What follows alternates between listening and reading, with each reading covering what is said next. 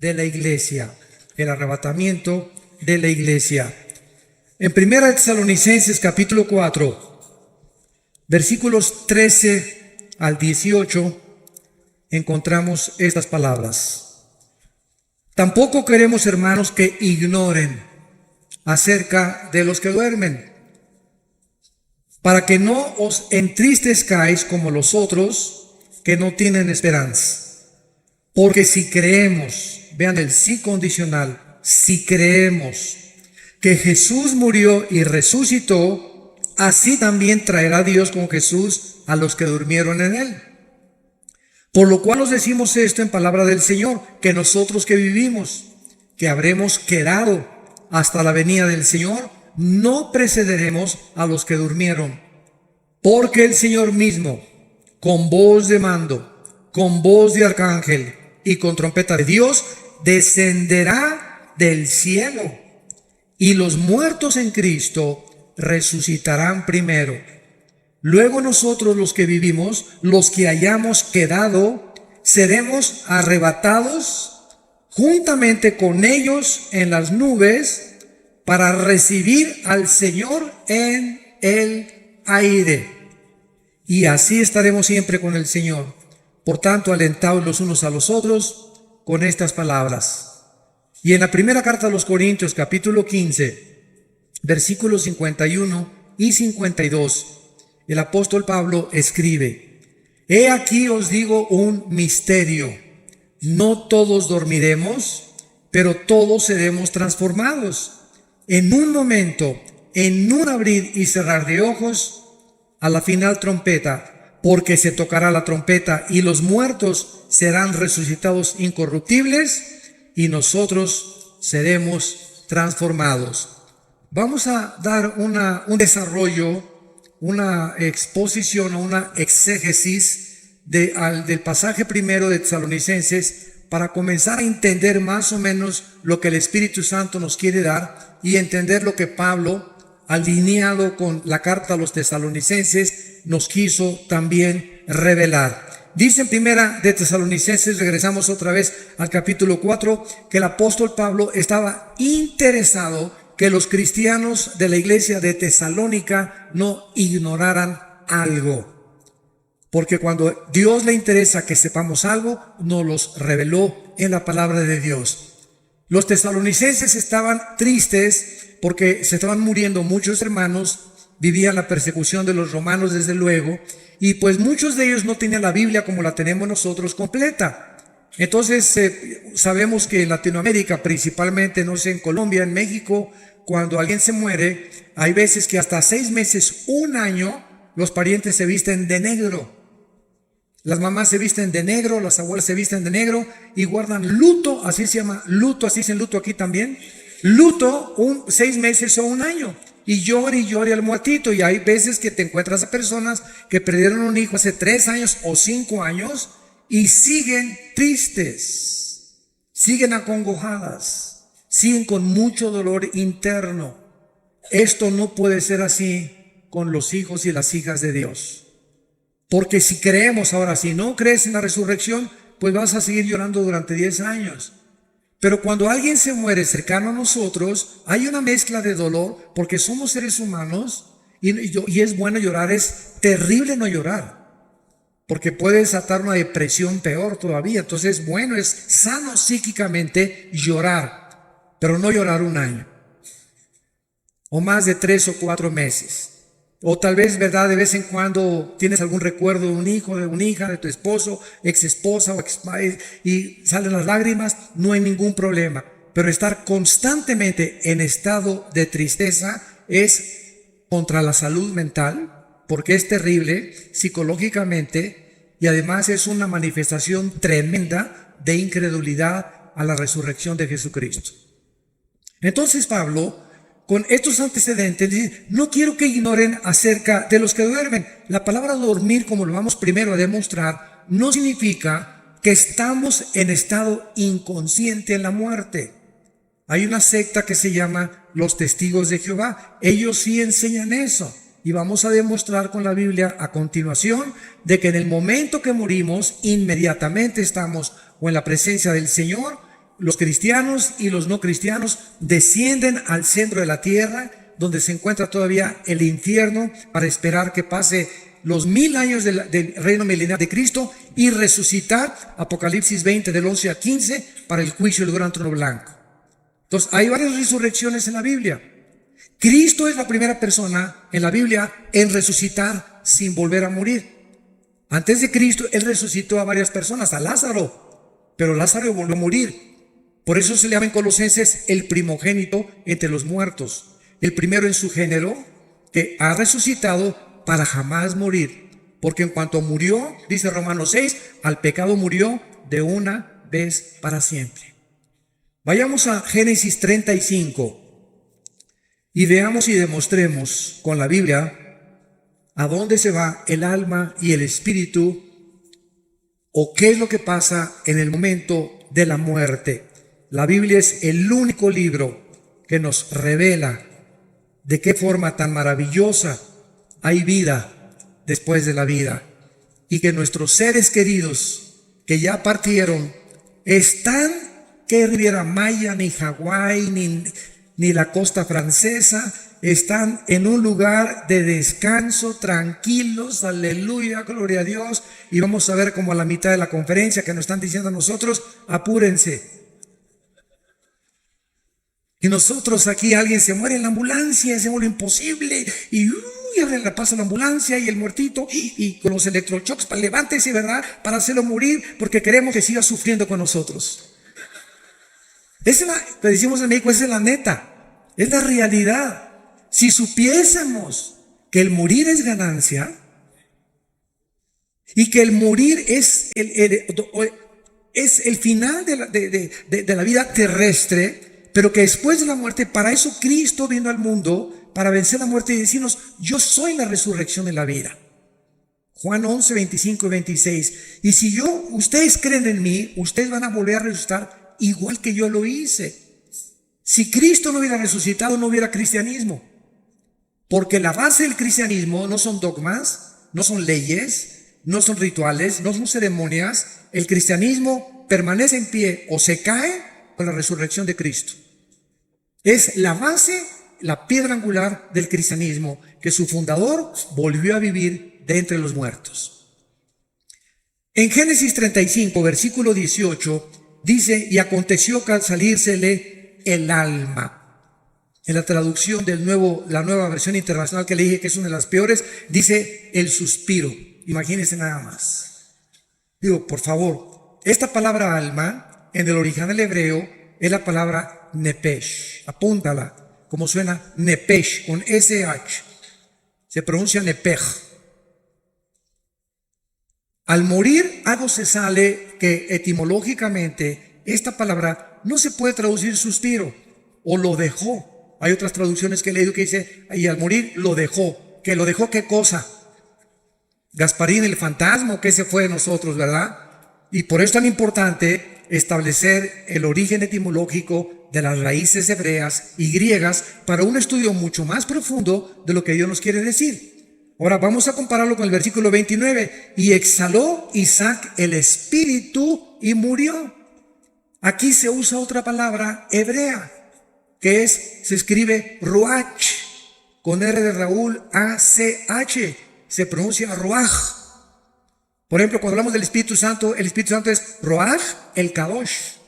El Espíritu Santo, kadosh es santo en el hebreo, y el hebreo es otra, en el griego es otra palabra. Entonces vemos que la Biblia nos muestra que si se usaron dos palabras diferentes, nepesh y ruach, para describir dos elementos que tanto Hebreos 4:12 y 1 Tesalonicenses 5:23 dicen que cuando muramos el espíritu, alma y cuerpo sean guardados irreprensibles. El Nuevo Testamento, Hebreos 4:12, la palabra de Dios es eficaz que separa el alma y el espíritu. Entonces hay dos cosas completamente diferentes dentro de ti y dentro de mí. Dos elementos de los cuales estamos formados. Concluimos que somos un espíritu, tenemos un alma y vivimos dentro de un envase, dentro de un casco, dentro de un cuerpo corruptible que día a día está muriendo celularmente. Pero dentro de nosotros, el valor de lo que está dentro de nosotros, dice en 1 Corintios, tenemos este tesoro en vasos de barro. ¿Cuál es el tesoro? El espíritu que mora dentro de nosotros. Y al morir, se sale dentro de nosotros el alma y se sale el espíritu. Ya vimos que el cuerpo lo pueden cremar, o lo pueden enterrar, o lo pueden hacer, acabas en la panza de un tiburón, en un avionazo, o no sé cómo vayas a morir, un accidente en la carretera. Tenemos de cualquier forma que nos pintemos al otro lado.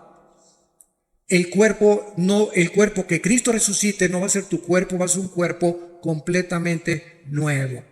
No va a ser una renovación, va a ser una nueva creación completamente.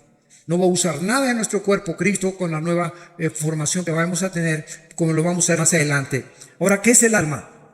¿Qué es el nepesh? El alma es el asiento de las emociones, de los sentimientos, del intelecto y de la voluntad.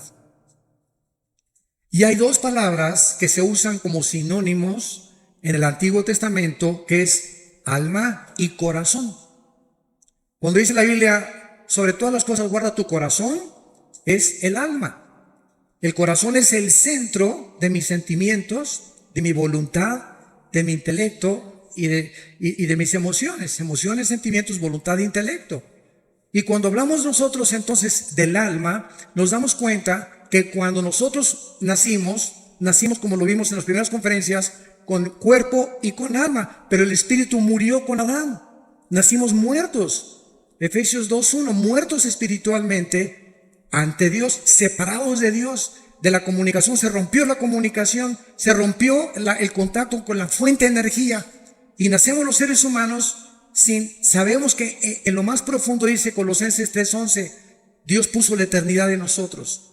En los egipcios, en los jíbaros, en los aucas, en los aztecas, en los mayas, nunca ha existido una civilización, ni una tribu, ni una cultura que no haya creído en vida después de la vida.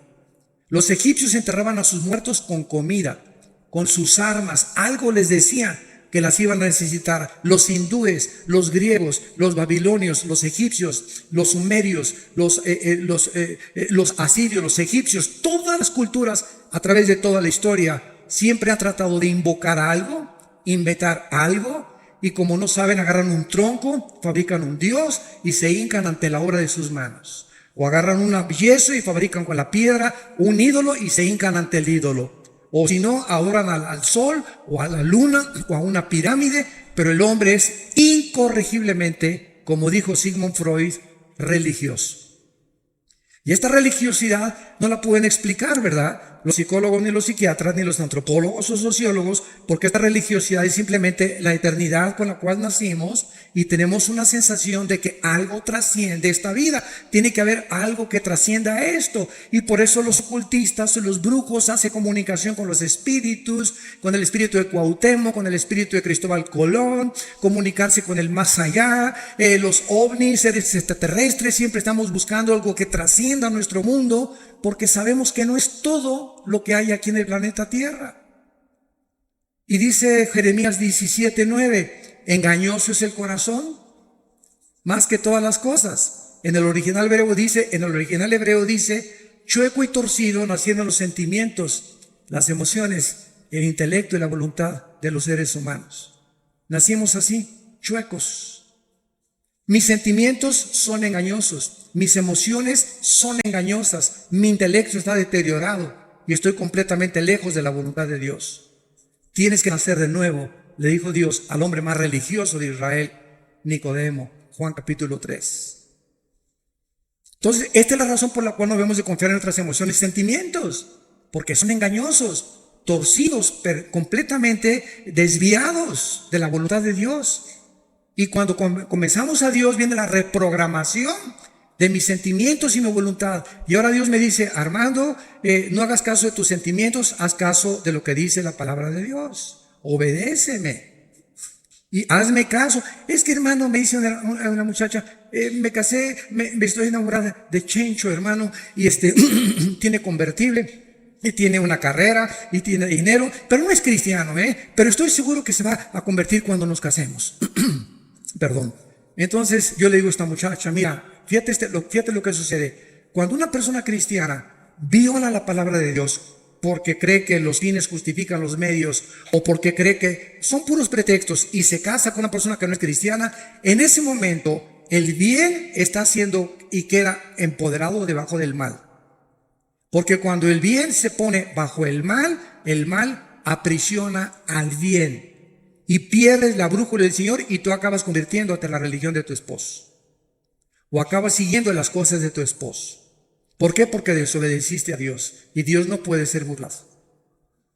Cuando tú haces un negocio y haces socio del 50% de tus acciones a una persona que no es cristiana, estás violando 2 Corintios capítulo 6. No os unáis en yugo desigual con los incrédulos. ¿Qué comunión tiene la luz con las tinieblas? Y cuando me uno a las tinieblas, el mal derrota al bien. El bien solamente puede derrotar al mal mientras permanece de lejos. Alguien me ha dicho, ¿y por qué Cristo se juntaba con los pecadores? Pero se juntaba para hablarles de Cristo, por favor, para hablarles de la salvación, para llamarlos al arrepentimiento, no para echarse unas chelas con ellos, ni para brindar con tequila de México, ¿verdad? Entonces es muy diferente. Entonces, si tú tienes un amigo que es no cristiano y es tu mejor amigo, tu mejor amiga, te va a acabar jalando y te va a acabar influenciando, porque dice en Jeremías que ellos se conviertan a ti y no tú a ellos. Entonces, si tienes una persona que no es cristiana, es para estar hablando de Cristo y traerla a Cristo. Y si ya te rechaza y te dice, no, ¿sabes una cosa? No vuelvas a salir con esa persona. Porque salgo contigo para hablarte del Señor y para tratar de hacerme tu amigo, para ganarte para el reino de Dios. Pero si hay un rechazo continuo a esa persona que tú consideras tu mejor amigo hacia las cosas de Dios, ten mucho cuidado, porque Dios te puede abandonar. En el sentido no de que pierdas la salvación, sino que pierdas el poder para atraer a esa persona, y esa persona te va a jalar al pecado, tarde o temprano. ¿Qué es el espíritu? El espíritu es la parte inmaterial del ser humano, apúntala, a través de la cual conocemos, adoramos y servimos a Dios.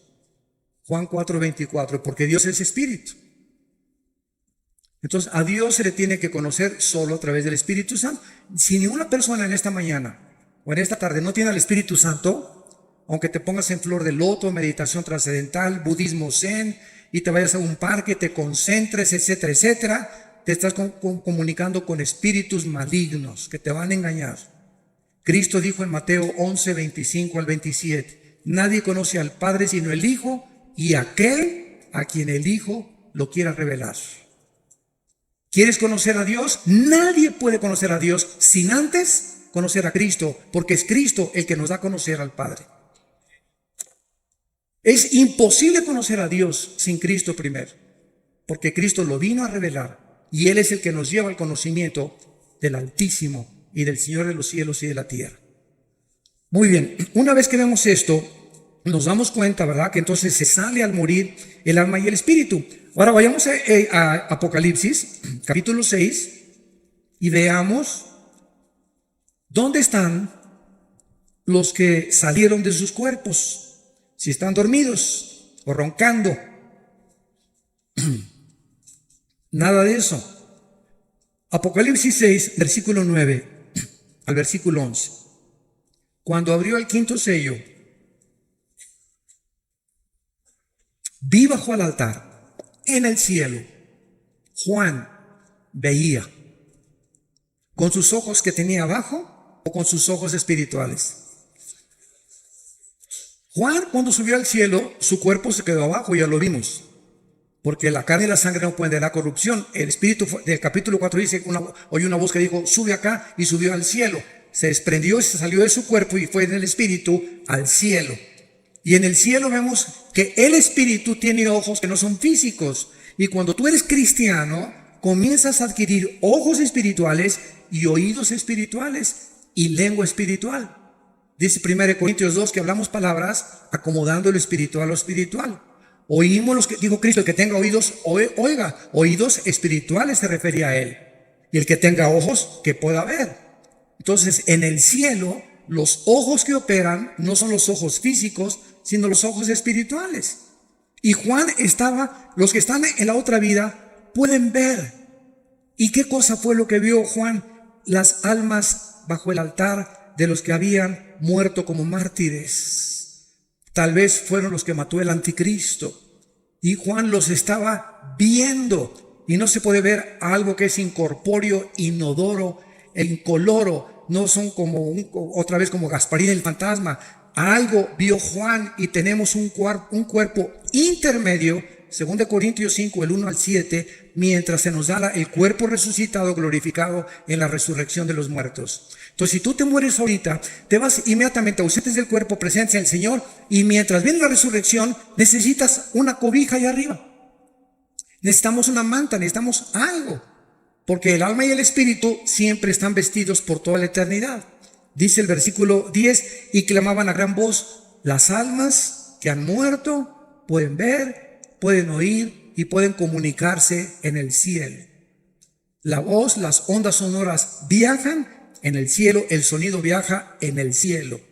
Y estaban hablando y estaban cerca de Dios. Y Juan estaba oyendo y estaba viendo. El espíritu de Juan en el cielo no eran ni sus ojos ni sus oídos, eran ojos y oídos espirituales. ¿Y qué es lo que oía Juan? Que el Espíritu Santo nos reveló. Tan importante. Vean lo que oyó Juan de estas almas. ¿Hasta cuándo, Señor Santo y verdadero, no juzgas y vengas nuestra sangre en los que moran en la tierra? Las almas en el cielo están conscientes y están conscientes de los eventos que están pasando en la tierra. Nos ven, se asoman y saben lo que está pasando. Y están preocupadas, en este caso las que vio Juan, porque le están diciendo a Dios, Señor, siguen las guerras, la violencia, los secuestros, las violaciones, los robos, los crímenes, tanto desgracia, tantos cánceres. ¿Cuándo, Señor, se va a acabar todas estas cosas? Y ellos no estaban pidiendo venganza, estaban pidiendo una vindicación que es muy diferente. Se los voy a explicar. Porque muchos dicen, no, es en el cielo, estaban pidiendo venganza. Y una cosa es venganza y otra cosa es vindicación. Venganza es cuando tú quieres vengar algo que te hicieron y pagar con la misma moneda. Y vindicación es establecer la justicia. Les voy a dar el ejemplo. Un juez, si tú eres abogado lo vas a entender con más claridad. Un juez, cuando condena a un reo, el reo no le puede decir, usted me está echando 50 años de edad porque se están vengando de mí. Por el amor de Dios, ¿verdad? El castigo que se te va a aplicar, pitirijas, tijas, cuijas, no es venganza, se está vindicando la justicia, porque la justicia exige que se cumplan con 50 años de prisión los crímenes que tú hiciste. Yo no tengo nada contra ti, yo soy el juez, simplemente estoy aplicando la justicia. Esa es la vindicación. Cuando haces tú algo malo, cuando te hacen algo malo y tú no te vengas, Dios te vindica como vindicó a José con sus hermanos. Lo quisieron matar, lo vendieron a los mercaderes de Egipto y cuando él no guardó rencor ni amargura contra ellos, Dios vindicó a José. Y llegaron sus hermanos a hincarse delante de él, a reconocerlo que realmente José tenía un corazón santo y puro delante de Dios. Dios nos vindica tarde o temprano si nosotros seguimos el bien. Entonces, estas almas en el cielo estaban pidiéndole a Dios que por favor se apure. ¿Y ustedes tienen el mismo clamor? Yo por lo menos una vez a la semana, de veras le digo a Dios, cada vez que veo todo lo que está pasando en el Medio Oriente, el degollamiento de las personas, la decapitación, los crímenes. Mi esposa está en un ministerio que es de tráfico humano. Y mi esposa está involucrada en un ministerio que se llama Tamari, que protege a las mujeres que sufren violencia. Porque mi esposa fue abusada antes de casarse, ¿verdad? Y ella conoce lo que es eso y ella tiene esa carga de defender a las mujeres que sufren violencia intrafamiliar. Y estamos, ¿verdad?, tratando de ayudar a las personas que son raptadas. Tenemos contacto con organizaciones transnacionales e internacionales para poder ayudar a este grupo de personas y de niños que se están vendiendo tremendamente en el mercado, en el mundo. Y a muchos los matan para sacarles los órganos, el corazón, los riñones y los desaparecen y aparecen como desaparecidos, nunca los encuentran y se encuentran vendiendo en el tráfico internacional de órganos. Un corazón de un niño vale $50,000. Un corazón de una persona de menos de 25 años de edad adulta vale $150,000. Por eso los trasplantes casi son imposibles, por el elevadísimo costo que te cuesta un trasplante de hígado, de riñón o de corazón. Y todo esto es en el mercado que se mueve alrededor del mundo. Entonces, a veces clamamos mi esposo y yo en la semana, Señor, ¿hasta cuándo? De veras llega un momento, ¿verdad? Ya, Señor Jesús, ya ven. Please, ya ven por nosotros. Ya acaba con todo esto. ¿Cuándo va a estar? El hecho de que Dios no haga nada ahorita no significa que no lo va a hacer. La Biblia nos revela que Dios tiene tiempo para vindicar a sus santos, para vengar la sangre que fue derramada desde Abel. Y el hecho que no lo haga ahorita es como un señor que me dijo un día: oiga, ¿Dios es todopoderoso? Claro que sí, amén, amén. Y si Dios es todopoderoso, ¿por qué no termina con el diablo de una vez? Y le contesté: ¿por qué comenzaría con usted? Así que dele gracias. Porque si Dios acabara con el mal, no tendría usted la oportunidad de arrepentirse. Pero Dios es lento en la misericordia y no quiere que ninguno se pierda. Y es por eso que ha extendido su paciencia.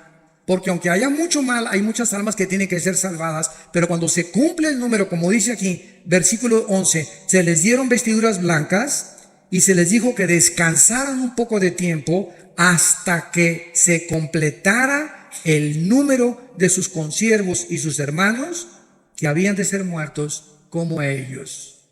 Entonces quisiéramos que Dios ya hiciera justicia, pero se nos olvida que a lo mejor tu abuelita sería al infierno, o tus hijos, si ahorita hicieran justicia, ellos irían al infierno. Y en la misericordia de Dios nos está dejando a nosotros, la iglesia, antes de que nos saque de este mundo el arrebatamiento, para que ganemos las almas. Los edificios, las esculturas, las pinturas, los títulos, 5 doctorados que tuviste, 5 licenciaturas, todo absolutamente el planeta Tierra será reducido a cenizas. Todo absolutamente, menos las almas. Es lo único que tiene valor en el mundo, las almas, por las cuales el Hijo de Dios dio su vida en una cruz. Y se nos manda a nosotros tener el corazón de Cristo y la mente de Cristo para vivir con compasión por las almas. Y que cada semana, yo no quiero que levante nadie la mano, desde que te convertiste, ¿a cuántas personas les has hablado de Cristo? Desde que te convertiste puedes llegar al cielo y decir: esa alma, yo me convertí por esa persona. ¿Habrá almas en el cielo que reconozcan que tú fuiste el instrumento de Dios para que ellos estuvieran arriba? ¿O te dijiste cristiano y llegabas a la iglesia y calentabas el asiento de tu iglesia y aleluya y gloria a Dios, etcétera, etcétera, y nunca hablaste de Cristo a nadie? Nunca te preocupaste por traer a nadie a Cristo. Nunca al mesero, al elevadorista, al lechero, a la moza, a donde quiera que tú vas, podemos tener la oportunidad de hablar del Señor. Porque somos testigos y para eso el Espíritu Santo vino a nuestra vida. Bueno, regresamos ahora a 1 Corintios, capítulo 15. Y una vez que hemos visto que después de la muerte no estamos dormidos en el sentido que estamos en un estado cataléptico e inconsciente, sino que estamos vivitos y coleando en la presencia del Señor, en el cielo inmediatamente. Dice en Corintios 15, 51, el apóstol Pablo: he aquí os digo un misterio. He encontrado personas que me han dicho: oiga, señor Alducín, es que hace 80 años o el siglo pasado el rapto de la iglesia no estaba en los libros, ni los antiguos predicadores predicaban de estas cosas. Es una nueva doctrina, así me han dicho. Es una nueva doctrina. Les digo, cabezas de melón y de calabaza. Por eso Pablo dijo: les digo un misterio. Pablo, el rapto era un misterio que no se conocía en el Antiguo Testamento. Solamente se conocía la resurrección, pero no que iba a haber una generación que tal vez seamos nosotros, que no vamos a morir, que no vamos a gustar lo que es la muerte. De repente, ahorita saliendo, a lo mejor nos vamos todos, se queda la ropa, el anillo, todo los guaraches, los calcetines, y nos vamos al cielo y el mundo se queda. Desaparecieron millones de cristianos. Se van a congestionar los noticieros de televisión, va a haber pilotos que se van a estrellar porque no van a tener el piloto, un tráfico impresionante en las carreteras porque desaparecieron los choferes, las cunas de los bebés van a desaparecer, las mamás que no eran cristianas, ¿dónde está mi bebé? ¿Quién se lo llevó? Etcétera, etcétera. Va a causar un caos internacional. Y la respuesta tiene que venir: se los llevaron los ovnis. Yo tengo una conferencia que acabo de dar el mes pasado en el World Trade Center de México, en la Ciudad de México, que se llamó OVNIs, Demonios y el Anticristo. La pueden ustedes conseguir en YouTube. OVNIs, Demonios y el Anticristo se llama la conferencia. Y ahí explico claramente, ¿verdad?, que desde 1948 No es coincidencia. Cuando Israel regresa, comenzaron las apariciones de los ovnis. Y para nosotros no son ovnis, son ovis, objetos voladores identificados.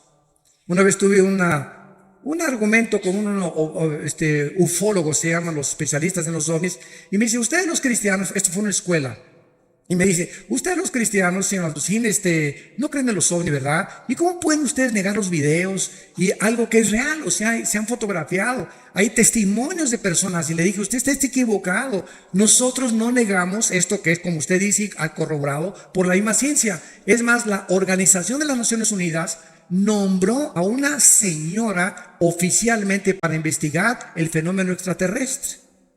Porque la Fuerza Aérea de los Estados Unidos está convencida que es real la aparición de objetos voladores no identificados. Y le dije, nosotros no negamos que esto sea real, pero estamos seguros que los tripulantes no son marcianos ni jupiterianos, son fenómenos de la materialización de energía de los ángeles caídos, que están preparando el escenario para que cuando desaparezcamos millones de personas, el mundo puede decir, los extraterrestres se llevaron. Y cuando aparezca el anticristo con poderes sobrenaturales, sobrehumanos, lo van a considerar un extraterrestre.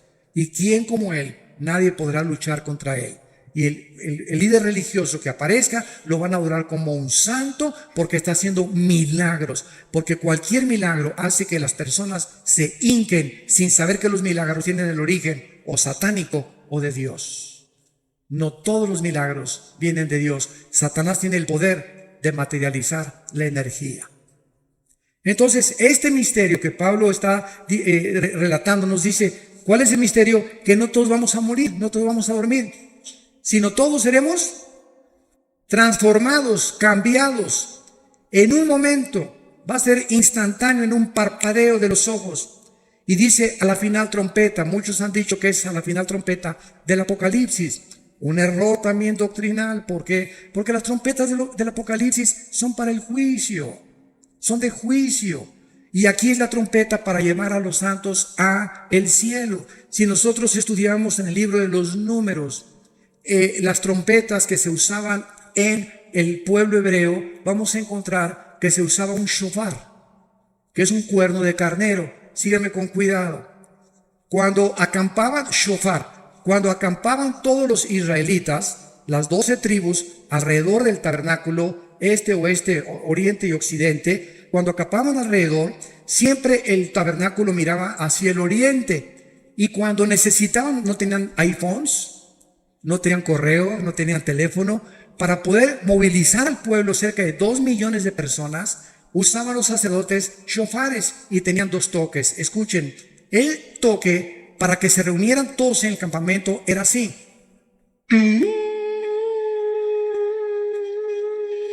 Seguido, sin parar. Y cuando era una emergencia, córranle, empaquen las cosas porque nos vamos, porque el enemigo nos ataca. Era. Cuando era intermitente, era de emergencia. Y la trompeta que se va a sonar es la de Yom Teruah, la fiesta de las trompetas. Porque Cristo cuando vino cumplió 4 fiestas y faltan 3 que se cumplan. Las 7 fiestas de Israel están relacionadas con Jesucristo y las 3 que faltan son las de las trompetas, la de Yom Kippur y la de los tabernáculos. Los tabernáculos las vamos a cumplir en el milenio, pero faltan las trompetas, y cuando venga Cristo en las trompetas es el arrebatamiento de la iglesia. Y las 3 fiestas que faltan caían en el mes de Tishri, que es el mes de septiembre. Tal vez por eso fue el ataque a las Torres Gemelas el 11 de septiembre, los acontecimientos que han conmocionado al mundo han sido en septiembre, ahorita se esperan las lunas de sangre en septiembre, etcétera, etcétera. Yo no estoy diciendo, no digan, el hermano dijo que en septiembre nos vamos. Tengan cuidado lo que oyen, yo no estoy diciendo eso, estoy diciendo que coincidieron las fiestas y que la final trompeta que se está estableciendo aquí Pablo se está refiriendo es la última trompeta de la fiesta de las trompetas. No puede ser la última trompeta de Apocalipsis porque esas son para juicio y estas son para... Dios nos está llamando y solo nosotros la vamos a oír. Así que acostúmbrate a lo que acabo de tocar ahorita. Ándale. Y por eso los shofares, ¿verdad? Tú vas a Israel y te venden los shofares y es dificilísimo tocar. Si la trompeta es difícil tocarla, más un shofar. pero el toque es increíble. Nadie suena como el cuerno de un carnero o los shofares.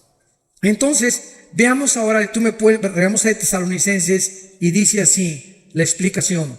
Primera de Tesalonicenses 4, versículo 15.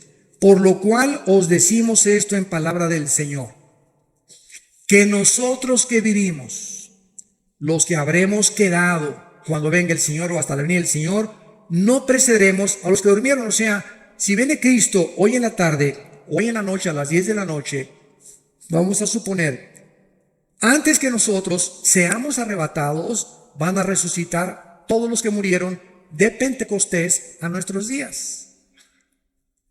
Los santos del Antiguo Testamento van a resucitar hasta la segunda venida de Cristo. ¿Cómo lo sabemos? Vean lo que dice el versículo 14. Porque si creemos que resucitó, murió y resucitó, traerá Dios con Jesús a los que durmieron en Él. Hasta Pentecostés fuimos colocados en el cuerpo de Cristo. Estamos en Efesios, dice, en Él. Dice Romanos 6 que fuimos sepultados con Él, identificados en su muerte, en su sepultura, y cuando Cristo resucitó, resucitamos con Él. Estas son cosas que la mente humana no puede captar. Es tremendo espiritualmente, pero Dios nos considera ya sentados con Cristo, reinando con Cristo posicionalmente, aunque en la práctica tenemos que seguir luchando contra el pecado y contra las enfermedades. Entonces, solamente desde Pentecostés se formó la iglesia, y desde Pentecostés los que reciban a Cristo estamos en el cuerpo de Cristo mediante el bautismo del Espíritu Santo. Los otros cristianos o fieles que murieron antes de Pentecostés van a resucitar hasta la segunda venida de Cristo. Daniel 12, versículo 2. Muchos los que duermen en la tierra serán despertados, dice muchos, no todos, unos para vida eterna, otros para confusión perpetua. Y aquí está hablándole Dios, el ángel a Daniel, acerca de los que mueran en la tribulación. Ahora, cuando nosotros resucitemos, ¿quién fue el primero en resucitar? Cristo. Después seguimos nosotros. Vean cuántas resurrecciones va a haber. Después de nosotros van a resucitar los 144,000. Después van a resucitar los 2 testigos, Apocalipsis 11. Después van a resucitar los santos del Antiguo Testamento, llevan 5 resurrecciones. Y después van a resucitar al final del milenio los que entraron sin cuerpos al reino milenial, cuando Cristo venga y no estaban glorificados, y van a tener que resucitar para vivir en la eternidad y en la nueva Jerusalén con Él. Entonces la Biblia menciona más de 5 o 6 resurrecciones. La primera fue Cristo, 1 Corintios 15:52. Primero es Cristo y las primicias después, que somos nosotros. Y después los que durmieron en Él. Ahora sigamos lo que dice el relato. Versículo 16. Porque el Señor mismo, Cristo mismo, a todo color, en persona, físicamente, bajará del cielo. Y Él bajará acompañado de Miguel, que es el jefe y comandante de todas las huestes de ángeles del cielo. Van a ser millones de ángeles cuando venga Cristo. Ninguno va a tocar la tierra, todo va a ser en el aire. Cuando llegamos de repente, ¡pum!, y nos salimos y estamos con Él en el aire. Los arcángeles van a bajar con Él, se va a tocar la trompeta de Dios, y entonces Él va a descender del tercer cielo al primer cielo, a la atmósfera. Y en ese momento todos los que están en las tumbas van a resucitar de Cristo a nuestros días, los que murieron en Cristo, los que estaban identificados, bautizados en el cuerpo de Cristo, que somos la iglesia, judíos, griegos, mexicanos, colombianos, bla, bla, bla, bla, bla. Y dice la Biblia en el versículo 17, luego nosotros, o sea, primero la resurrección de los que murieron en Él, y entonces nosotros, en fracciones de segundos, en un parpadeo, vamos nosotros, dice la Biblia, a ser arrebatados. La palabra arrebatado es muy importante en el griego, apúntala, es la palabra griega arpazo, con Z, arpazo, que significa ser sacado de en medio súbitamente o con fuerza. ¿Por qué se usó rapto? Porque la palabra en latín raptus, y arrebatados es castellano y arpazo es griego. Y como la Biblia del Nuevo Testamento fue escrita en griego, se usó la palabra arpazo. Pero cuando usamos rapto, es un sinónimo y la gente no se entiende. El rapto de la iglesia es la palabra más común. Bueno, seremos arrebatados juntamente con ellos para recibir al Señor en el aire. Y así estaremos con el Señor para siempre. Ya, adiós mundo cruel, ya nunca te veré, ¿verdad? Oye, hermano, y si se queda mi abuelita ahí en la tierra, y si se queda mi hijo y veo que se quedó mi hijo, ay, Señor, mi hijo, ¿no te lo quieres traer también a él, por favor? ¿Sabes una cosa? Los sentimientos aquí abajo en la tierra van a ser transformados y las emociones completamente en la nueva creación que Dios va a hacer de nuestros cuerpos. ¿Por qué? Cristo cuando vivió, estaba un día enseñando a los discípulos en un cuarto y de repente alguien oyó y fueron a contestar a la puerta. Y uno de los discípulos desde la puerta le gritó al Señor: Señor, es tu mamá y tus hermanos. Pregunta, ¿por qué no entraron al discipulado? ¿Por qué no entraron al estudio? ¿Por qué no estaban con Cristo? Porque dice la Biblia que no creían en Él. María no creía en Él. María, aunque sabía lo que el ángel le reveló y le dijo que una espada traspasaría su corazón, María al pie de la cruz entiende finalmente cuánta obstrucción espiritual, porque el Espíritu Santo no ha venido, que Él era el Hijo de Dios. En las bodas de Canaán quería que lo siguiera obedeciendo. Haz esto, y le contesta a Cristo: mujer, entiende, mi hora no ha llegado. Por el amor de Dios, mamacita, pórtate bien. En otras palabras, te hablan tus mamás y tus hermanos, y Cristo, ¿qué les dice? Espérenme tantito, ¿no? Mi familia es primero. No dijo eso. Mi madre y mis hermanos aprovechó para dar esta lección. Son los que hacen la voluntad de mi Padre y lo obedecen. Mi madre y mis hermanos, ahorita nosotros aquí somos la verdadera familia. Si mi abuelita no se convierte, si mi mamá no se convierte, si mis hermanos no se convierte, ustedes son mis hermanos, ustedes son mis madres, ustedes son mis padres, ustedes son mis hermanos en Cristo. Por eso es la importancia de amarnos incondicionalmente y soportarnos y tolerarnos y vestirnos de mansedumbre y de reverencia y de humillación, porque somos hijos de Dios. Y si yo veo que alguien, un hermano, un hijo mío, lastima a otro hijo mío, me voy a doler y voy a castigar a mi hijo. Y cuando nosotros nos peleamos como cristianos, estamos peleando a un hermano y a un hijo de Dios, y Dios está enojado contigo, porque entre nosotros no puede haber rencores ni amarguras, ni estarnos atacando los unos a los otros, no importa la denominación. Somos hijos de Cristo, estamos en desacuerdo en muchas cosas, nos vamos a poner de acuerdo arriba, pero aquí abajo amémonos como Él nos amó, porque por el amor que tengamos, el mundo sabrá que somos hijos de Dios. Ahora bien, en el momento en que resucitemos, la pregunta finalmente es: ¿cómo será nuestro cuerpo? ¿Me parecería a John Travolta? ¿O a Tom Cruise? ¿O a Brad Pitt? ¿O a Madonna? ¿O a fulano de tal? Qué interesante es. Vamos a Filipenses. Vean todo lo que la Biblia nos revela. Pero tú viendo telenovelas. Dios mío santo.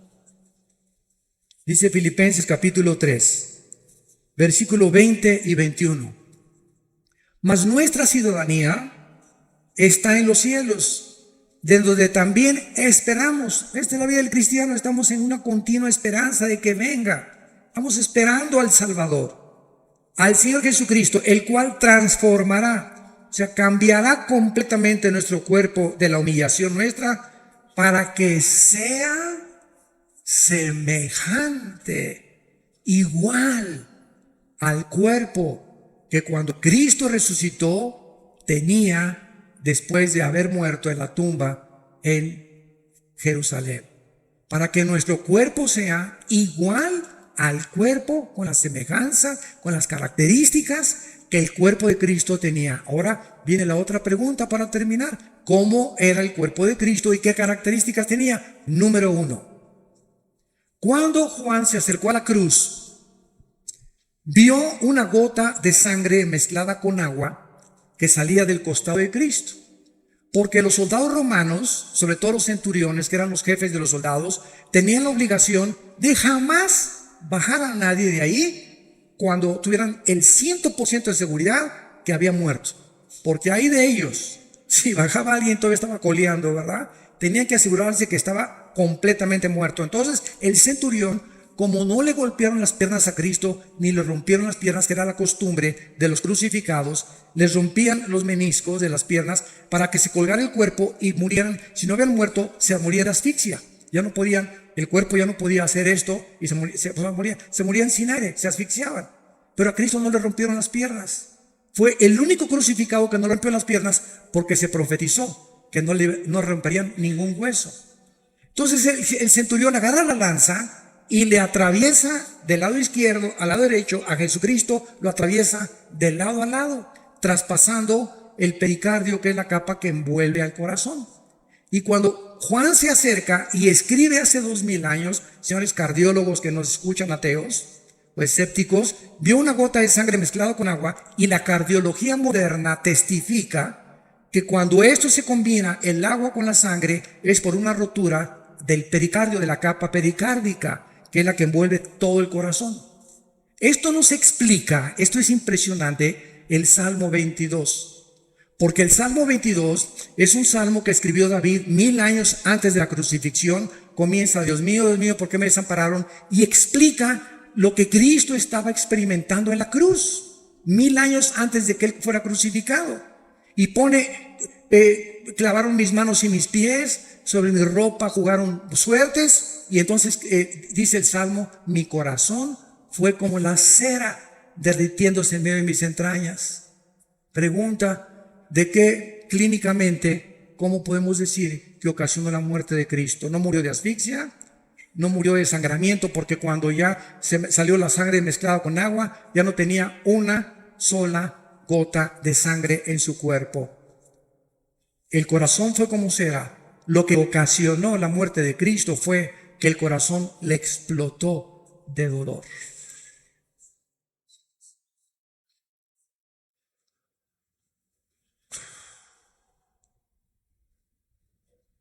Cuando nuestros pecados fueron puestos sobre su cuerpo, el santo, hecho más sublime que los cielos, no lo pudo tolerar ni soportar, ser separado de su Padre. Y eso fue lo que provocó su muerte física. Se hizo maldición en nuestro lugar, y lo que Él no merecía, lo hizo porque te ama. Porque dio su vida por ti.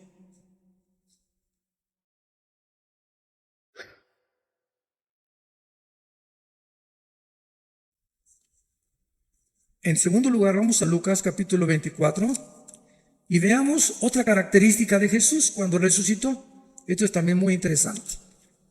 Dice Lucas 24. Estamos viendo nuestro cuerpo, igual al de Cristo, ya no va a funcionar con la circulación de la sangre. Ahorita nuestros cuerpos necesitan la sangre porque la vida, antes de que se descubriera la circulación de la sangre, en Levíticos 17:11, 3000 años antes de que se descubriera, señores médicos, la circulación de la sangre, la Biblia decía: la vida de la carne está en la sangre. Y es interesante que la palabra vida, ahí en Levítico 17:11, sea la palabra hebrea nepesh, que es alma. Escuchen, el alma está en la sangre.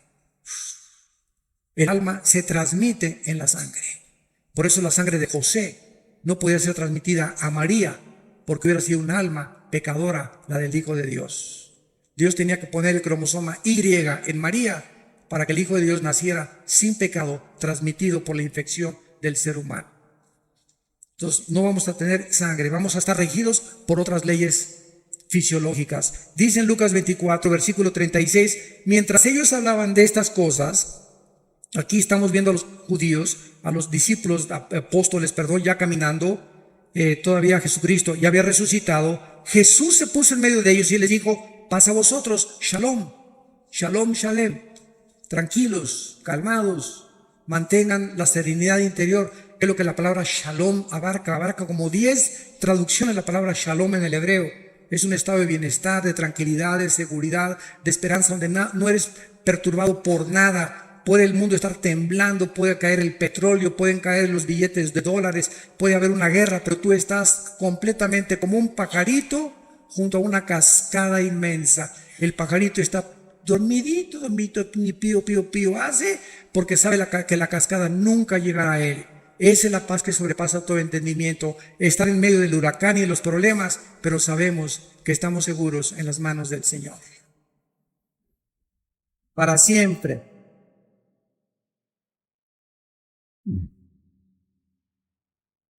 Entonces, espantados y atemorizados, pensaban que veían espíritus. Pero él les dijo: ¿por qué están turbados y vienen a vuestro corazón estos pensamientos? Miren mis manos y mis pies, y yo mismo soy. Palpen y vean, porque un espíritu no tiene carne ni huesos, como veis que yo tengo. Y diciendo esto, les mostró las manos y los pies. Y como todavía ellos de gozo no lo creían y estaban maravillados, les dijo: ¿tienen por ahí algún guisado colombiano? La Biblia menciona casi siempre los pescados y la miel como los alimentos, el mejor alimento que puede el ser humano tener, el pescado y la miel. Y está demostrado con el tiempo, ¿verdad?, que la miel la puedes tener, nunca se echa a perder la miel. Es impenetrable por ninguna bacteria ni por ningún microbio. Bueno, haciendo a un lado esto, vemos que el cuerpo de Cristo no tenía sangre. Al mismo tiempo, el cuerpo de Cristo era un cuerpo que se materializaba y se desmaterializaba a voluntad. Podía atravesar las paredes y podía ser tocado, y tocaban algo sólido los discípulos. Y en tercer lugar, nuestros cuerpos nuevos vamos a seguir comiendo. Adán, antes de pecar, comía. Entonces, y dice en Apocalipsis 22 que habrá el árbol de la vida en la Nueva Jerusalén. ¿Por qué? ¿No se han preguntado esto? El árbol de la vida aparece en Génesis 2 y en Apocalipsis 22. Nada más, el árbol de la vida. Antes del pecado, participaban del árbol de la vida. Y después del pecado, dejaron de participar del árbol de la vida. Ahora participamos del árbol de la vida, que es una representación de Cristo. Pero cuando muramos con cuerpos ya glorificados, vamos a participar del fruto que Adán rechazó. La pregunta es: ¿por qué? Porque Dios nos muestra que aún resucitados y eternos con Él, jamás seremos dioses. Siempre dependeremos de Él. Ningún ser humano será autónomo jamás en toda la eternidad, y ni jamás tendremos la deidad, porque Dios es el único que existe, con el Padre y el Espíritu Santo. Entonces, esta es la cuarta. Y la última característica está en Hechos capítulo 1. Hechos capítulo 1. Dice la Biblia que ya al final, cuando ya Cristo se apareció a más de 500 personas durante cerca de 40 días en Jerusalén y los alrededores, entonces ya llegamos al momento de la ascensión, cuando ya Jesús deja el planeta Tierra y ya no vuelve a regresar, más que cuando se le aparece a Juan para que escribe el Apocalipsis. Y dice Hechos capítulo 1 versículo 9: y habiendo dicho estas cosas, viéndolo ellos, fue alzado. De repente estaban con él y de repente comenzó Jesús a violar la ley de la gravedad. La ley de la gravedad ya no operaba en el cuerpo resucitado de Cristo. Vamos a tener como cuarta característica que vamos a poder volar. No sé cuántos de ustedes han soñado que vuelan. Siempre me sorprendo con la misma respuesta. Casi la mayoría hemos soñado que volamos. Yo tengo como 3 o 4 meses que ya no sueño que vuelo. Pero por lo menos 2 o 3 años, así de repente sueño, no con la capa roja, ¿verdad? Ni con la S aquí, ni con una camiseta azul, sino que de repente así me dirijo y bajo, etcétera, etcétera, y me transporto. Esto es interesante porque nunca se habían preguntado ustedes que si Cristo, cuando regrese, va a morar en Jerusalén y el planeta Tierra ya no va a haber mar, el mar va a desaparecer y el planeta Tierra va a seguir teniendo naciones, como dice Apocalipsis 21 y 22. ¿Cómo entonces nos vamos a ir, si México no es México, va a tener otro nombre? Los que estemos aquí en este lado occidental, ¿cómo iremos al oriente una vez al año? Si no va a haber aviones, no va a haber motores de gasolina, no va a haber absolutamente nada. Vamos a regresar a la agricultura, vamos a regresar completamente. Pero ¿cómo vamos a ir de año en año? Caminando nos tardaría quién sabe cuántos años en llegar a Jerusalén. Pues vamos a ir volando. De repente atravesamos, ¿verdad?, todos cientos de millas o de kilómetros y estamos en Jerusalén y regresamos a casa otra vez. ¡Qué bendición tan grande! ¿Y tú que querías ser Superman? Bueno, damos gracias por la palabra de Dios. Han sido ustedes un público admirable. De veras, como esponjas han recibido la palabra. Gracias por sus vidas. Muchas gracias. Hay las preguntas, ¿verdad? Una ronda de preguntas rápidas, doctor Luis. Pregunta, quisiera saber si la Biblia admite la presencia de extraterrestres en la Tierra. ¿De quién? Extraterrestres, dice, toman como evidencia construcción de las pirámides y de Machu Picchu, entre otros. Bueno, esos extraterrestres son los ángeles caídos, que han dejado su huella, ¿verdad? ¿Quién les dio esa sabiduría a los mayas para poder hacer lo que hicieron con los calendarios, sin computadoras, sin calculadoras, sin telescopios? ¿Qué civilización, qué conocimiento les dio a los egipcios o a los que hicieron las pirámides de Egipto para hacer que rocas de 15 toneladas que ni siquiera existen en el Cairo, ni cerca de Egipto, de dónde las trajeron todavía no saben, pueden haberlas puesto junto y partirlas como mantequilla, ensamblarlas una a otras, como las de Machu Picchu, como las de Stonehenge? Todo esto es obra de que el mundo ha sido visitado por extraterrestres. Nada más que estos extraterrestres, la Biblia es la única que los desenmascara. Y no son extraterrestres, ¿verdad?, de Júpiter o de Marte, son ángeles caídos que la Biblia revela que vienen al mundo a proporcionarnos conocimiento para comprar nuestras almas y engañarnos y llevar al final al mundo a su propia autodestrucción. Entonces, claro que existen los extraterrestres, pero son los ángeles caídos y los que sirven a Dios, que nos ministran y nos ayudan a que nuestro pie no tropiece en piedra. ¿Qué significa el arrebatamiento de los 144,000? ¿Qué significa? Dice, ¿qué significa el arrebatamiento de los 144,000? Pues que fueron arrebatados, ¿verdad? Bueno, eso es desde ese punto de vista. Y en segundo lugar, creo que sí estoy tratando de entenderla, captar la pregunta.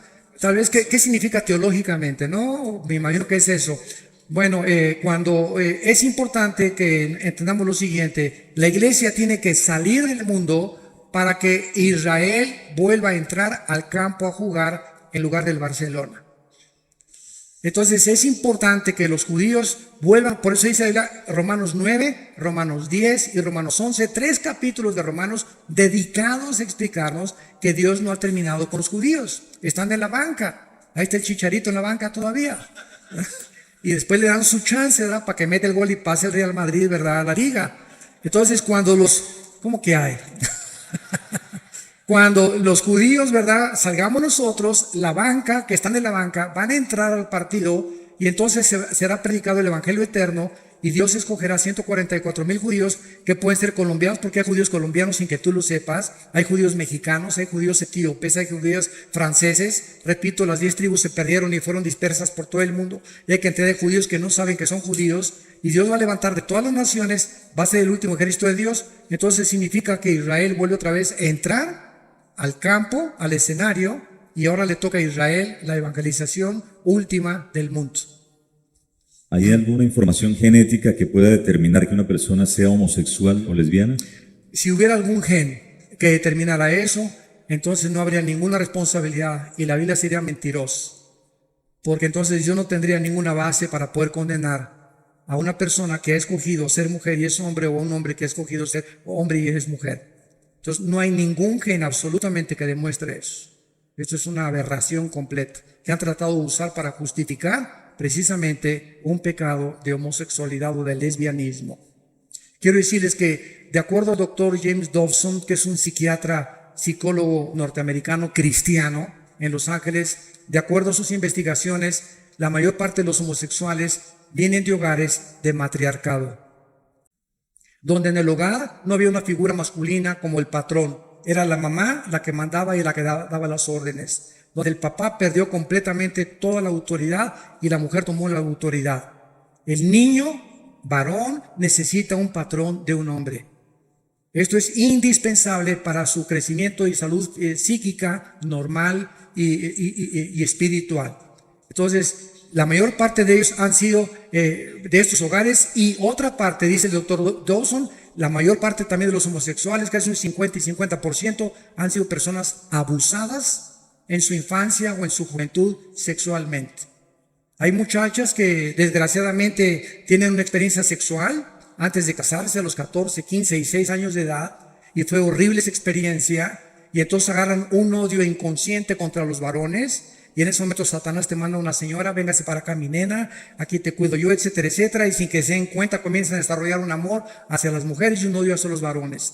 Y cuando se dan cuenta ya cayeron en la trampa de Satanás, y no son lesbianas porque hayan nacido, sino porque están lastimadas emocional y psíquicamente. Lo mismo con los varones.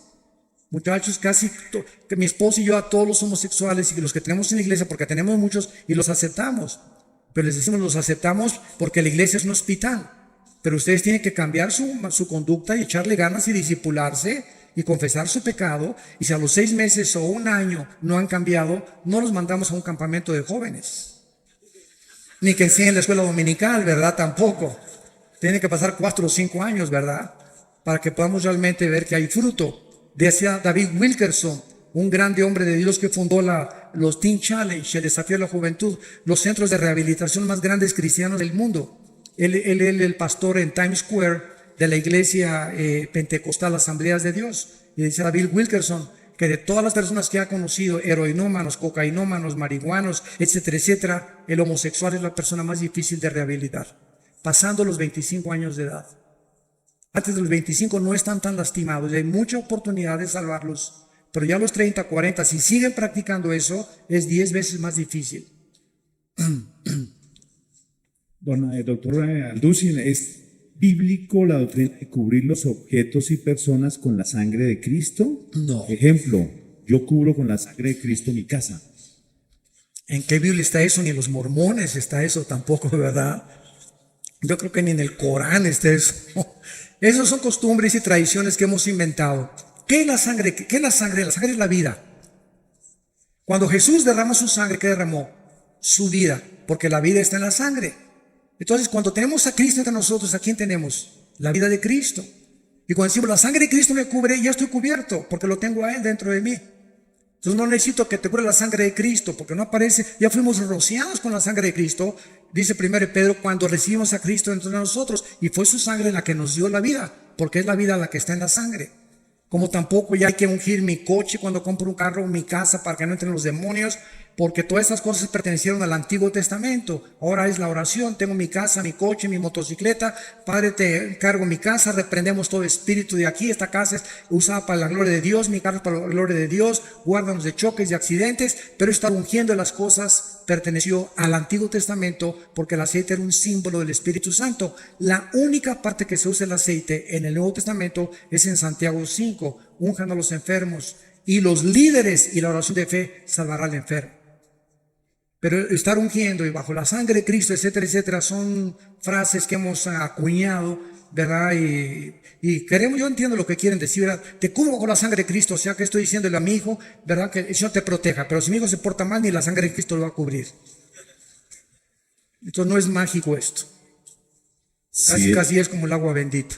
Si el alma está en la sangre, donar órganos y transfusiones de sangre es un error. No, absolutamente. Este es el error de los testigos de Jehová. Como ellos saben que el alma está en la sangre, evitan las transfusiones y prefieren morir a que les transfundan sangre. Han sido demandados por la ley en Estados Unidos los testigos de Jehová por eso, porque cuando se necesita una transfusión de sangre no la hacen. Entonces es imposible que digamos, ¿verdad?, que va a ir el alma ahí transfundida, porque no es correcto eso. Cuando Dios sopla sobre Adán el soplo de vida, se trataba del Espíritu Santo que después de la caída por el pecado se separó y trajo muerte espiritual. Así es, efectivamente. Antes de la caída, ¿qué tipo de espíritu había en Adán? No, o sea, antes de la caída el ser humano fue habitado por Dios, el Espíritu Santo. El Espíritu se movió sobre la faz de las aguas, versículo 2 del Génesis. Y después de la caída el Espíritu Santo se sale de Adán y el ser humano queda dependiendo no solamente empíricamente de sus 5 sentidos, que son las ventanas del alma. Mis ojos, mis oídos, el gusto, el tacto, el oído, el olfato, etcétera, etcétera. Y dependemos de eso. Y por eso muchos ateos dicen, yo no creo lo que no veo, ni lo que no oigo, ni lo que no toco, ni lo que no huelo. ¿Verdad? O sea, si está fuera de mis 5 sentidos, no lo creo. Y eso es absurdo, ¿no? Porque tampoco, como dijo un ateo que llegó en México, en Tabasco, en un caballo, un gobernante que llegó a un pueblo y les dijo a los cristianos, una iglesia evangélica, les doy 3 minutos para que me muestren que Dios existe, si no quemo la iglesia. Y todos se volteaban, demuéstrenme que Dios existe. y lo quiero ver. Y entonces una viejita saca una naranja y la parte a la mitad. Y le dice, oiga general, ¿ve usted esta naranja? Claro que la veo, vieja tonta, pues no estoy ciego. Bueno, me la voy a exprimir. Y hace la viejita esto y se le exprime en la boca. Y le grita al general, ¿a qué sabe? Vieja tonta, lo tengo que probar. Y le contesta, pues así es Dios. Lo tiene usted que experimentar personalmente. Lo tiene usted que probar por usted mismo. Y no quemó la iglesia. Fue un general muy famoso que después se convirtió. Gracias a Dios, 5 años después de eso se convirtió antes de morir. Le concedió la misericordia de poder salvarse. Y así es Dios, o sea, yo te puedo traer todas las evidencias que quieras, pero si tú no quieres creer, aunque se te aparezca alguien de los muertos, no vas a creer. Porque así lo has decidido en tu corazón. Siguiente pregunta. Si los ángeles están en prisiones, ¿cómo es que se materializan para los ovnis? Pero no todos están en prisiones. Están en prisiones eternas, dice Judas, los que en Génesis 6 quisieron meterse con las mujeres y alterar el genoma humano. Pero fueron un grupo de ángeles nada más, no todos los ángeles. Porque hay otro grupo de ángeles caídos que siguen operando con Satanás. ¿Cuál es la raíz espiritual de la enfermedad del Alzheimer? Y también me preguntan sobre la esquizofrenia. Bueno, de Alzheimer no sé, ¿verdad? No soy médico especialista en eso, que le pregunto a un médico, ¿verdad? No sé realmente de dónde venga. El síndrome de Down, pues es un cromosoma que falta, ¿verdad? O que está agregado de más. Pero Alzheimer no sé, tal vez. Me han dicho muchísimas veces que el café evita el Alzheimer, ¿verdad? Y que el ejercicio y la memorización tal vez. Entonces parece que es genético. Hay un gran índice de enfermedades de origen genético, como la diabetes. Hay personas que son flacas y las conozco yo y tienen diabetes tipo 2. Y hay gordos, tan feliz como Santa Claus que no tienen ni diabetes. Y tú lo ves y dices, Dios mío, ¿pero por qué, verdad? Si hay un gran índice de probabilidades que 5 kilos de peso que tengas te predispone a la diabetes. 5 kilos de más que tengas. Y sobre todo aquí en el área del abdomen. Porque hay gente entonces gorda y etcétera, etcétera. Y están más sanos que tú y que yo. ¿Verdad? La genética tiene muchísimo que ver en muchas enfermedades. Así es. Doctor Alducin, usted dijo que Cuba es como una cárcel. ¿Qué opina que los diálogos de paz de Colombia se estén desarrollando desde Cuba? Ahí no me meto.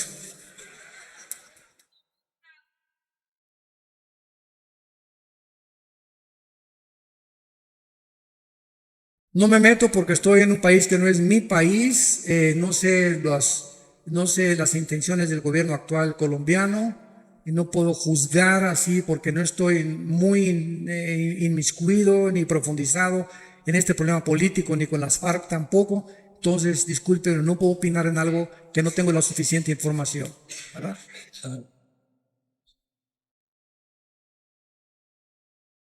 ¿Sí? Si Dios no hace acepción de personas y Él dice su palabra, clama a mí, yo te responderé, te enseñaré cosas grandes y ocultas que tú no conoces. ¿Por qué Dios, así como hizo con Juan y Pablo, no puede mostrar a alguno de sus hijos el cielo o el infierno, doctor Alducin? Porque Dios no está interesado, otra vez, ¿verdad? Dios no está interesado, dice la que lo amamos sin conocerlo, en 1 de Pedro.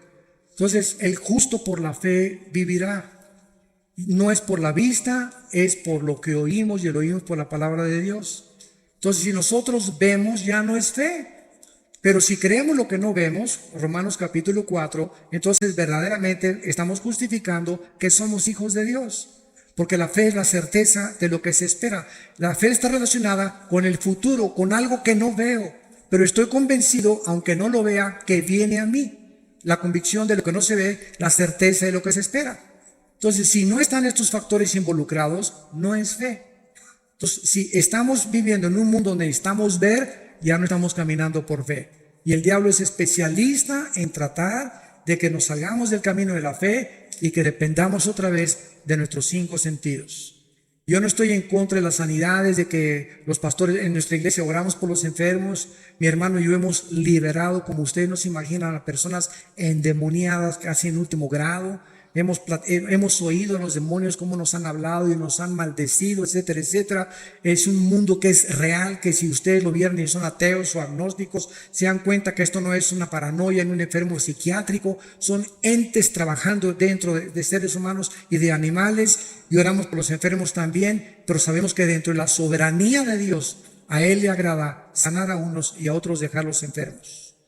Cristo nos sanó siempre a todos. En la piscina de Bethesda, ¿verdad? Sacó a uno y todos los demás siguieron ahí enfermos. Entonces, es la soberanía de Dios. Dios sigue sanando y Dios sigue haciendo milagros, pero no estamos buscando eso de Dios, sino que Él obre soberanamente y que sane al que Él quiera.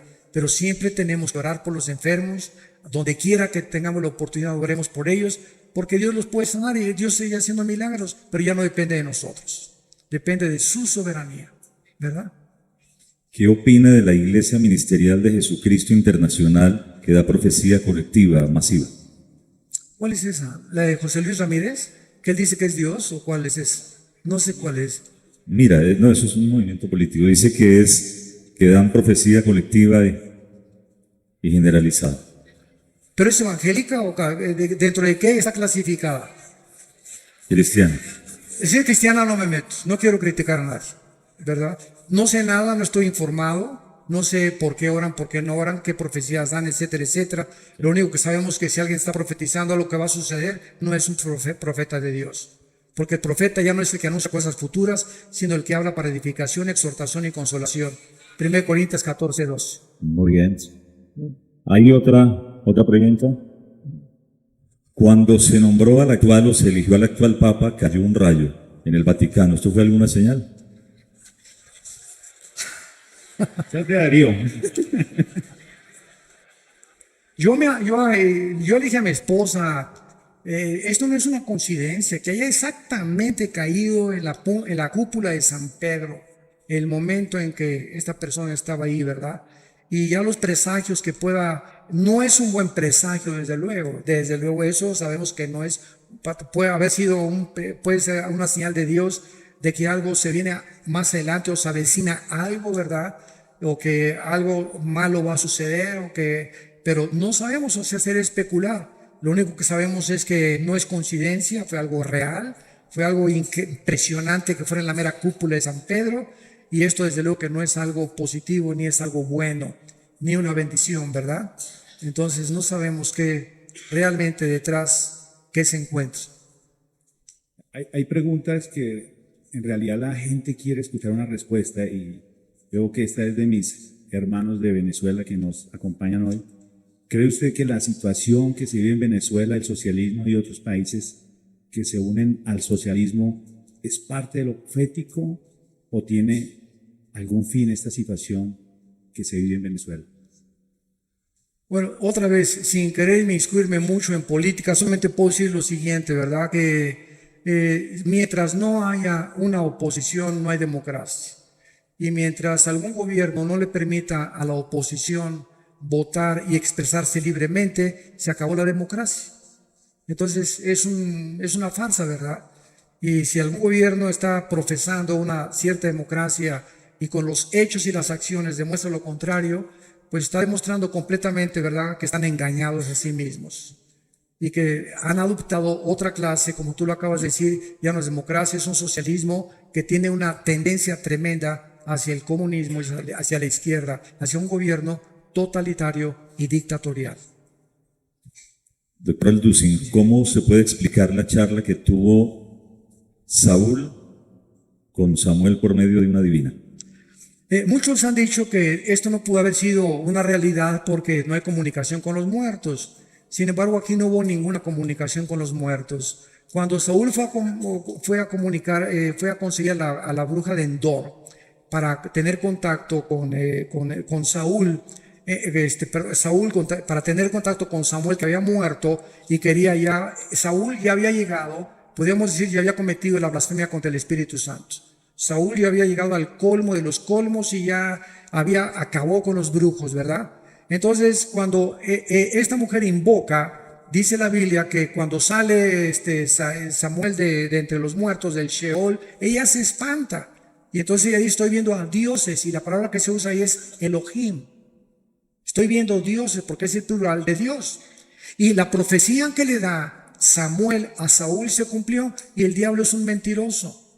Entonces, todo lo que le dijo Samuel se cumplió al pie de la... Tus hijos van a morir, tú vas a morir, etcétera, etcétera.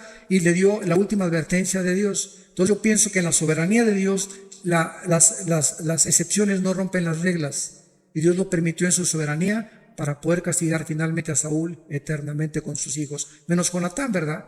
Porque Jonatán fue salvado. ¿Qué papel cumple el Vaticano en las profecías bíblicas? Uy, muchísimas. Ya no nos da tiempo, ¿verdad? Pues lo único que sabemos, ¿verdad? Que con todo respeto, ¿verdad? Yo sé que hay muchos católicos que ya están aceptando a Cristo. La Biblia fue cerrada, así fue cerrada por el Vaticano en el año 375, cuando el emperador Constantino dice que se convierte y absorbe el cristianismo como religión oficial. Esto forma parte de la historia cristiana y lo podemos hablar. Y desde el año 375, escúchenme, hasta 1961 y 62, en el Segundo Concilio Vaticano, fue el Papa Juan XXIII, de los mejores papas que ha habido, es el primero en que comenzó a leer la Biblia, porque se fue prohibida por más de 1800 años. Prohibida, que nadie la leyera, y la escondían del populus, de la población. Y Juan XXIII abre la Biblia y comienza...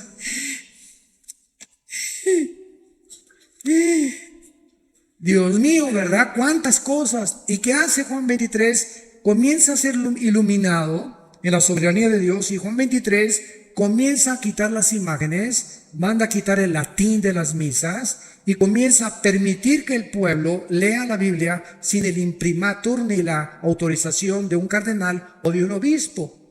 Y desde la década de los 60 a nuestros días hay millones de católicos que, leyendo la Biblia, han recibido a Cristo como su Salvador. Y nos los vamos a encontrar en el cielo. Y hay muchos evangélicos que no nos los vamos a encontrar en el cielo. Aunque se llamaran evangélicos, van a estar en el infierno calientito, ¿verdad? Porque estamos llenos de personas en las iglesias evangélicas, y no por ser evangélico eres cristiano.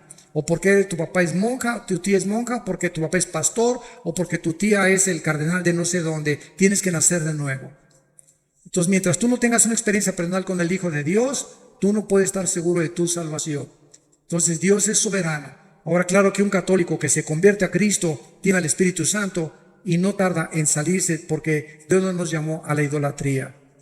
Y Roma es contraria a la salvación. El mensaje que predica Roma no es el mensaje de la salvación por la gracia, es la gracia más los sacramentos, la gracia más las buenas obras. Y Roma se sigue considerando la madre de la iglesia, y fuera de Roma no hay salvación. Así que bueno, ¿verdad? Hay muchas profecías acerca del Vaticano y de la corrupción que han hecho con la palabra de Dios. Pero gracias a Dios por todos. Yo me encuentro con padres, que no les digo padres, les digo compadres, ¿verdad? En lugar de padres, sí, me siento más libre de decirles así: oye, compadre, no soy padre, no eres compadre, ven para acá, compadre. Y compartirles la palabra de Dios, ¿verdad? Una vez estuve en Guatemala, me llevaron a un convento, les cuento esto rápido, es muy bueno esto, porque me llevaron a un convento de monjitas, unos pastores, y era una madre linda, la madre superiora.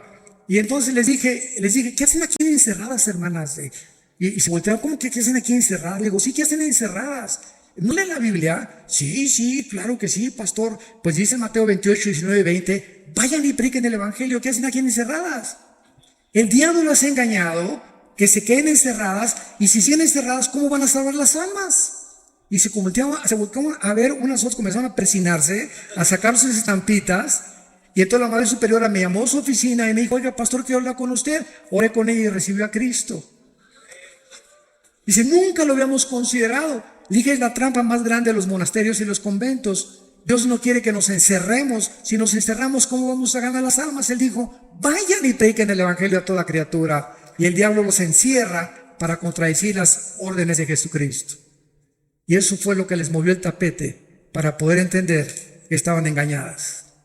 Yo no sé Dos más se han últimas preguntas, convertido, doctor ¿verdad? Alducin. Sí. Dice, las dos últimas, terminamos. Luego de la resurrección nos encontraremos con nuestra familia. ¿La reconoceremos? que si vamos a reconocer, No, que si nos encontraremos en el cielo con las familias y si las podremos reconocer. bueno, cuando Cristo llama en Mateo 17 a Juan, Santiago y Jacobo para que se transfigurara enfrente de ellos, apareció junto a Cristo Elías y Moisés. ¿Se acuerdan de este pasaje? Y los apóstoles pues no había más Polaroid, no había fotografía, no, nadie había retratos de Elías ni de Moisés. Sin embargo, los apóstoles los reconocieron, Moisés y Elías. Y estaban los dos hablando con Jesucristo. Y estaban tan emocionados, ¿verdad?, que ya Pedro quería hacer un tabernáculo para quedarse a dormir ahí. Y pues ya quedarse ahí, ¿verdad? Entonces nosotros vemos que la pregunta es cómo los pudieron reconocer, no habiendo ningún registro de Moisés ni de Elías físicamente. Y la respuesta es que el conocimiento espiritual se llama intuitivo. Entonces, por ejemplo, cuando Pedro en el capítulo 5 de los Hechos llega a Ananías y Zafira, pregunta, ¿quién le dijo a Pedro que habían robado a Dios? ¿Quién le dijo? Pedro no tenía cámaras fotográficas, ni inspectores, ni satélites para estar impresionando la casa de todos los cristianos. Y al llegar a Ananías, dijo, ¿por qué vendiste esta heredad en tanto? ¿Por qué me vienes a engañar a mí? Estás engañando al Espíritu Santo. Y viene Zafira, la esposa, y caen muertos, y gran temor cubre a la iglesia. ¿Qué quiero decir yo? Que cuando vayamos al cielo, vamos a saber, ahí está Adán. Yo no sé ni cómo fue Adán, pero va a haber un conocimiento intuitivo, espiritual, que me va a decir, ahí ese es Pedro, ese es Adán, ahí está Moisés. Y ese conocimiento intuitivo lo estamos comenzando a experimentar ya aquí en esta tierra, como lo experimentó Pedro. Yo les digo una cosa muy sincera, sin ganas de gloriarme. Hay mucha gente a la que yo veo y siento en mi espíritu cómo son realmente en la realidad. Y siento, ¿verdad? Este es un hipócrita, lo que me está diciendo no es verdad, o esta persona oculta algo, o hay veces que veo personas con una mirada velada. O sea, yo le digo a mi esposa, ¿te acuerdas la pareja que conocimos hoy? Él oculta algo. Él no es como es, no es una persona sincera, tiene una vida doble. No sé qué sea, pero no es una persona transparente, porque la lámpara del cuerpo son los ojos. Es un conocimiento intuitivo que no se obtiene a través de leer ni de investigar, sino se siente en el Espíritu. Y mientras más crecemos en el Señor, más sensibles nos volvemos al discernimiento de espíritus. Hermano pastor, ¿puede repetir el sonido de las trompetas? Se grabó, De Así cumpleaños. por tu cumpleaños.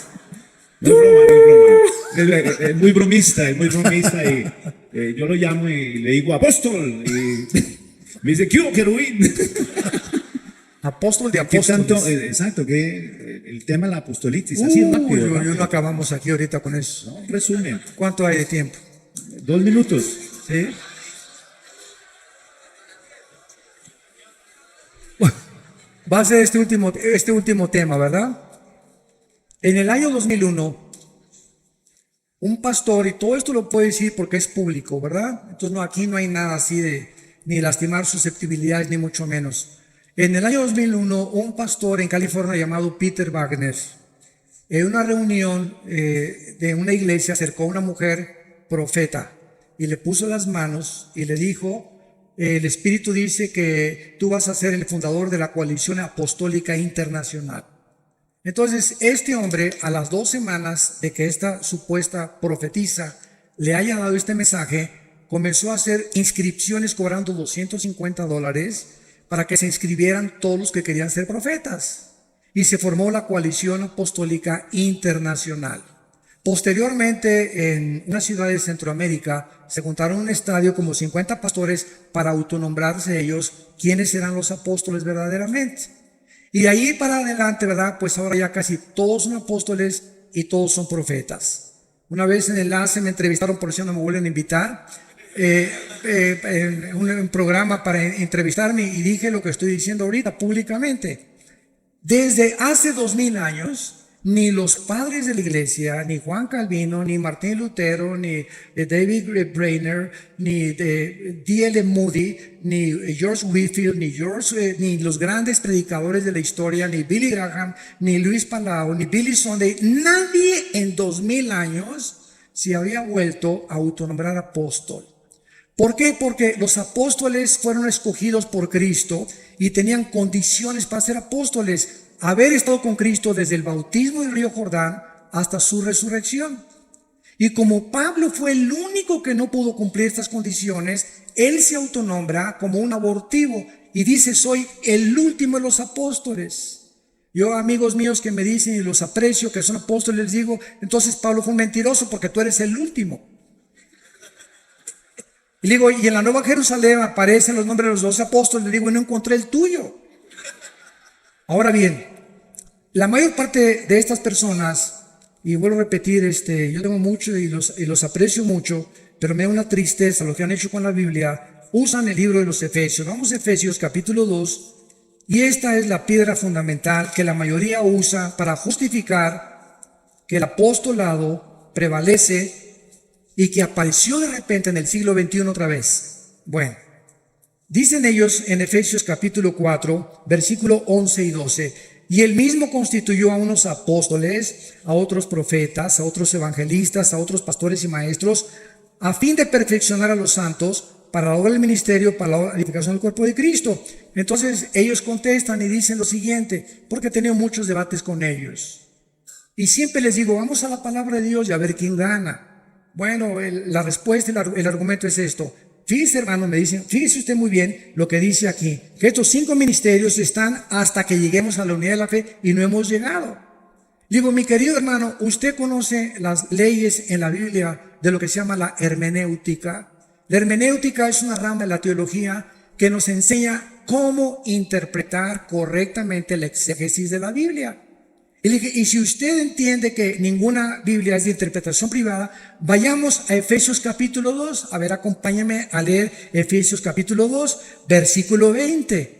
Un capítulo, 2 capítulos antes de lo que estamos leyendo, en el mismo libro de los Efesios. Y dice así: edificados sobre el fundamento de los apóstoles y profetas, siendo la principal piedra del ángulo. Entonces la Biblia dice que el fundamento, el piedra angular es Cristo. De una casa no se pueden poner, ya que la casa se puede poner otro fundamento y otro fundamento. El fundamento fueron los apóstoles. No se puede poner otro fundamento. Y los profetas fueron solo todos los que ilustraron a los apóstoles, porque el tesoro que hemos recibido de los evangelios y de las cartas paulinas y de las epístolas es precisamente la enseñanza de los profetas del Antiguo Testamento que nos dejaron a través de la revelación del Espíritu Santo. Entonces no se pueden poner ya 2 fundamentos. ¿Cómo puedes decir que ahora hay más apóstoles y que aparecen después de 2000 años que nunca habían aparecido? Entonces esto es absurdo completamente. Y les mostré también, ¿verdad?, en Apocalipsis capítulo 2, la carta a Éfeso, que Cristo les manda y les dice lo siguiente: los felicito, ¿verdad?, porque han probado a los que se dicen ser apóstoles y no lo son. Ya en el primer siglo de la iglesia cristiana, Cristo está felicitando a una iglesia porque esa iglesia estaba probando, o sea, nunca los apóstoles en sus viajes misioneros nombraron a otros apóstoles, nombraron ancianos, nombraron diáconos y nombraron obispos. Nunca volvieron ellos a nombrar apóstoles. Cuando dice, por ejemplo, en Filipenses 3, que Epafrodito fue uno de los mensajeros, la palabra apostolos es la palabra mensajero, que se usó como alguien que fue enviado, pero no, una cosa es el ministerio y otra cosa es el apostolado. Entonces yo creo que hay muchos pastores que han edificado. Un apóstol verdadero es alguien que hizo 30, 40 iglesias después de 23 años de ministerio, reconocido por su integridad, tuvo un apostolado, pero no es apóstol. El oficio del apóstol desapareció. Ahora, si Dios les premia a la iglesia de Éfeso porque probaron a los que eran apóstoles, la pregunta es: ¿cómo podían los cristianos en el primer siglo probar a los que eran y a los que no eran apóstoles? ¿Cómo los podían probar? Si no era porque no había ya intención que hubiera sucesión apostólica. Los únicos que tienen sucesión apostólica es Roma y una secta que se llama la Luz del Mundo. Son las únicas sectas que tienen y nombran apóstoles. Y ahora en la época de la apostasía de la iglesia, en el siglo XXI, surgen los nuevos apóstoles. Virgen de la Macarena. Pastor, Bíblicamente no se puede ni sostener esto. Es imposible.